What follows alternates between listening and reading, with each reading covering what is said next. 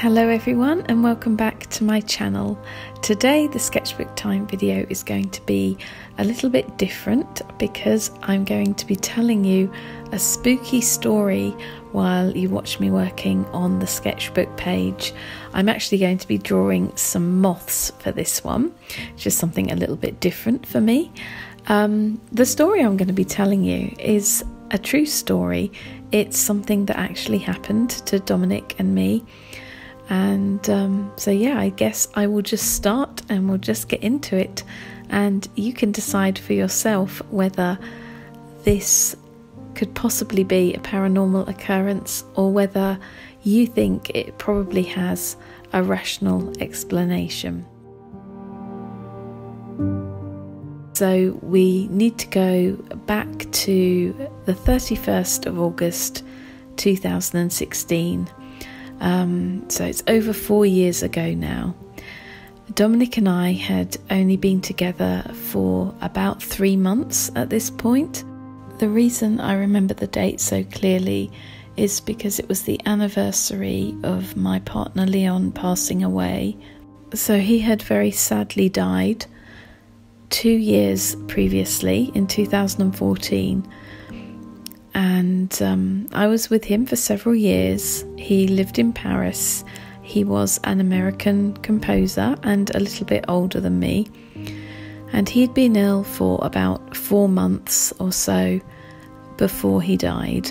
The whole situation was incredibly traumatic, and I don't think I've ever really managed to get over it. It's just something I live with. Anyway, on the anniversary of Leon's death, I often like to do something special that day. So just go out somewhere nice, somewhere where we can make lovely new memories and just turn what is always a really difficult day into something happier. So Dominic and I decided that we would go to Brighton. Now, for those of you who don't know, Brighton is a seaside town on the south coast of England. It's not that far from where we live. We live in Surrey, and I think it's usually about an hour in the car to get there. So it's not super close, but it's within easy reach. So we went there and we had a lovely day there. I remember, even though there were moments of sadness, I mean, after all, it had only been 2 years since Leon died. It's no time at all, really. We had a really nice day together. I seem to remember we had a nice meal there, and then we made our way back in the evening. And in the car on the way back, I just suddenly felt so overwhelmingly sad. And so Dominic pulled over into a car park somewhere, and we sat and talked for a while. And I told him quite a few things about what Leon and I had been through, and he told me some personal stuff too. And so we sat there for quite a while. In the end, when we felt a bit better, we started off again on our journey back home. And I think we eventually arrived at home at about 10:30. It was quite late by that time. And so we parked and we went inside. And we went to see his parents, who also live here with us. Now, at this point, I feel I should tell you a little bit about our living situation, because it's not a normal kind of situation, really. I think it will also give you some context for the story that I'm telling you, if you can kind of imagine the house a little bit more. So basically, we live in a large Victorian country house. It's been in Dominic's family for quite a few years. The house was built in 1901, and the family who had it built, they remained here until around the time of the Second World War. So it remained in their ownership for many, many years. Then it was sold to a property developer, and in 1947 he split it up into 9 or 10 separate apartments. It stayed that way until very recently. I think it was around 2015. Along the way, Dominic's grandfather had bought into the house as well, because he was also a property developer.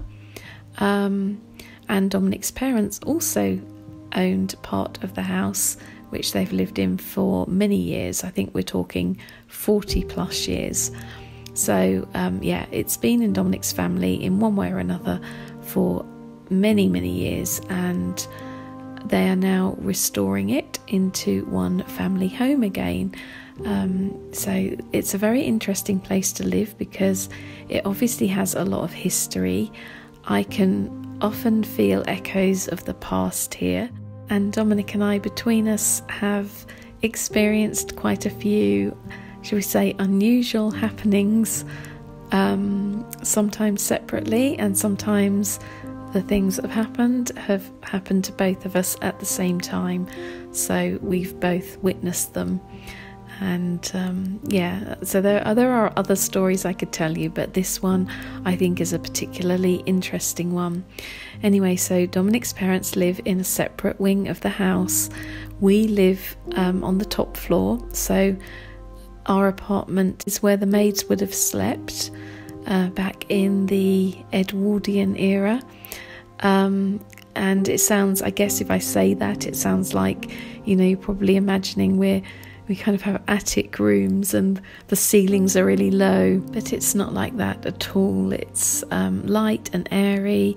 The ceilings are high and there are lots of windows, so it's very light.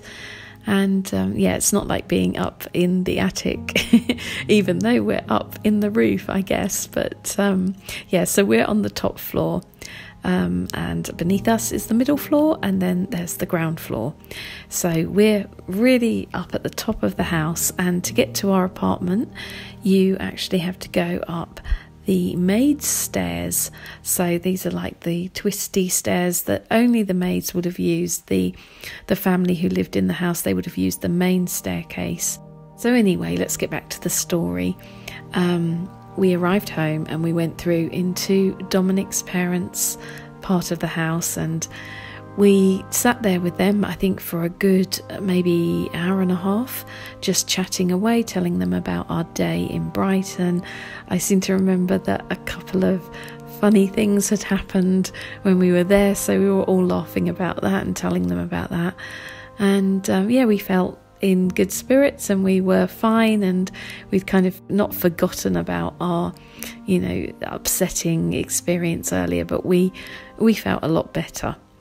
So then we went up to bed. This would have been around midnight, and Dominic's mum came up with us.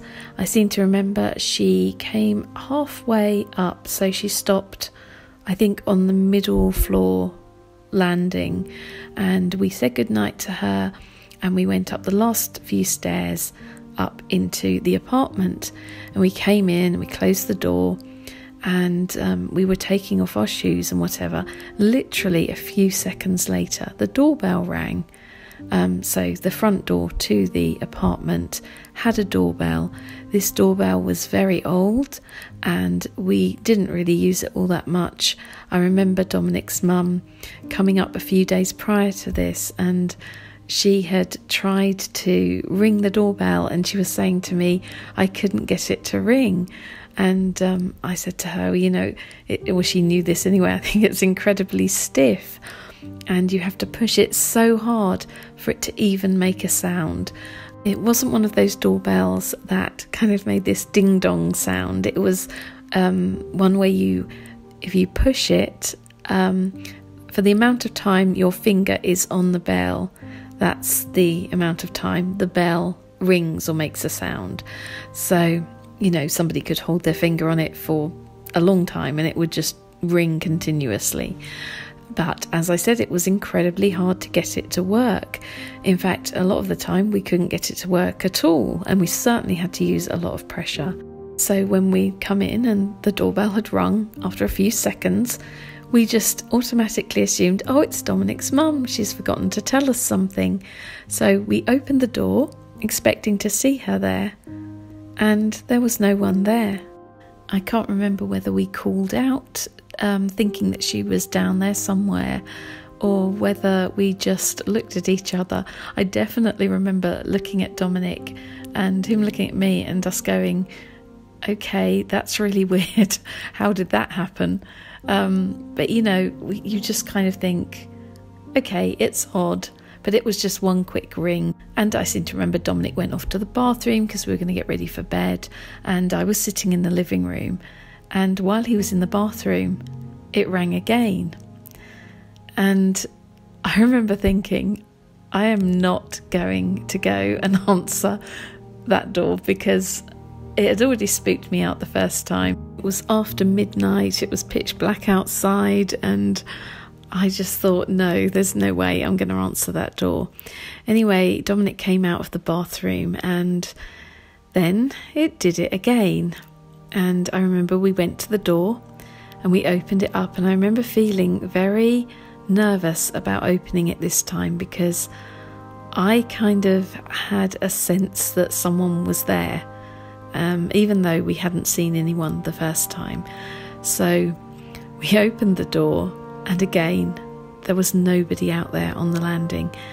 And I have to tell you, it is the weirdest thing when a doorbell is ringing so distinctly. You just open the door and you expect somebody to be there, and when somebody isn't there, it's very, very scary. Okay, so we closed the door again, we came back into the living room, and it would just keep doing it. Every few minutes there would be another ring, and each of these rings was different from the one before. So some of them would be really quick rings lasting, a second or two, and then we had, I seem to remember, there was one ring that just went on and on and on. At the time we were sitting on the sofa and we were wondering what to do because we didn't know whether to call his parents. I mean, at this point I think it's probably about midnight, something like that, and we didn't know whether they'd gone to bed, and we didn't want to wake them up for nothing. But we were kind of thinking, is there an intruder in the house? Is somebody having a bit of a joke with us? Because it kind of felt a little bit like that. We couldn't understand what was happening, and so we were kind of thinking, shall we call them, shan't we? And this enormous ring happened where it was as if somebody had their finger on the bell for probably a good 10 seconds. Dominic sprung up from the sofa, and I have never seen him look this pale. It was like all of the blood had drained from his face, and he stood there and he went, "What the F is happening?" And I just said, "I have no idea." And I was just so scared. I remember standing there being terrified, thinking, if we open that door, somebody is going to be there this time. They have to be. So we went out into the hallway. By the front door, the area by the door was very, very cold. It was much colder than the surrounding area. And you have to bear in mind, this was the night of the 31st of August. So it's not going to be cold. It wasn't cold in the apartment. And I don't really know what was going on there.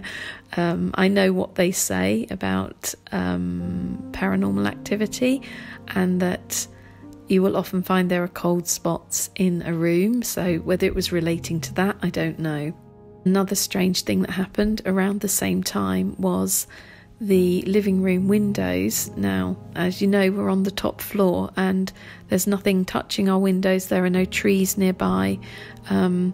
We could hear a scratching on the glass of the window, and Dominic heard this first, and we were just, at this point, really our minds were racing because we had, it feeling cold outside in the hallway. We had the scratching at the window, and we'd had this incessant ringing of the doorbell several times by now. So we did actually call his parents, and we explained to them what was happening. And they were, they thought it was a bit weird, and it was a bit worrying because in a house like this, certainly we could have had an intruder. Doorbells don't just tend to ring on their own, certainly not multiple times, and in the way this one was. So they basically went around with a torch outside and had a good look. I'm trying to remember whether Dominic went downstairs to help them have a look around. He usually does if something like this happens, if there's some kind of problem. but I think this time he stayed upstairs with me. And for a few minutes his parents were like walking around outside, checking the outside and checking all of the rooms inside the house. And obviously when it's a house this size it takes quite a while, so we were just upstairs waiting. And I seem to remember that in total the doorbell had rung like maybe 6 or 7 times. And the weird thing was that it didn't ring anymore after we had called his parents. And I should just say that in this house we tend to use phones rather like walkie-talkies, because it would be no good just calling out to someone in a house with this many rooms and of this size. You have to actually call them on the phone. Anyway, they eventually came up and they said that they hadn't seen anything, that nothing was amiss, there weren't any intruders. And so they decided that what they would do was dismantle the doorbell so that it couldn't do it again. And they took all of the wiring out, and I remember it's like 1 a.m. and they're all there kind of like sorting out this doorbell and just completely dismantling it. That night when I went to bed, I remember feeling really perturbed by everything that had happened, and kind of half expecting the doorbell to ring even though it wasn't attached anymore. It was like this was how supernatural this felt. I mean, I'm sure that some of you will be listening to this and thinking, oh well, it was just a faulty doorbell. And yeah, I suppose that could be a possibility, but I can tell you that never had we had a problem with that doorbell. If anything, it wouldn't ring. So the fact that it was ringing so loudly and so many times with nobody touching it, it had never done that before. If it was faulty wiring, I would have thought we would have heard something at some other point, but no. But I just remember being completely perturbed by this, and I have a theory as to what I think this might have been. I'd be really interested to hear in the comment section below if any of you have any ideas on what this was all about. What's your instinct, or do you have any thoughts? And I'd also like to hear whether you've had some paranormal experiences yourself, because for us, this was just one of many that we've had. And if there's interest in this video, I might decide to record some more story times in the future where I tell you about some of the other experiences that we've had and that I've had. So thank you all for listening to this. I hope that I haven't spooked you out too much. I want to wish you all a very happy Halloween. Stay safe, look after each other, and I will be back soon with another video. Thank you so much for listening to my story.